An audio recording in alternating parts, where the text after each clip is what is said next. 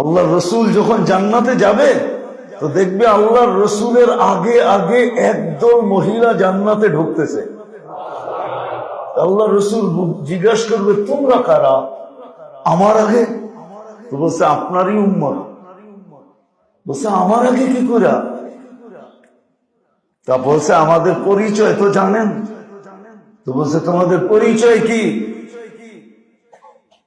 যৌবন অবস্থায় স্বামী মারা গেছে, সন্তানের দিকে তাকায়া আর কোনো বিয়ে বসি নাই, জীবনটাকে সন্তানকে মানুষের মতো মানুষ করার জন্য, দিনদার বানানোর জন্য কাটায়া দিছি।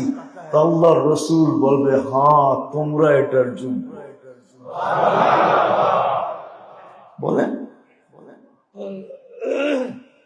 তোমরা এটার যোগ্য।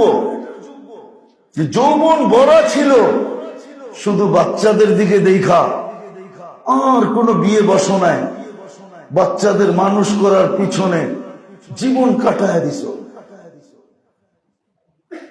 বাইজিদ বোস্তামি রহমতুল্লাহ আলাই যখন ছোট 2-3 বছরের বাচ্চা, তখন ওনার বাবা মারা যায়, মা জীবনে বিয়ে বসেন।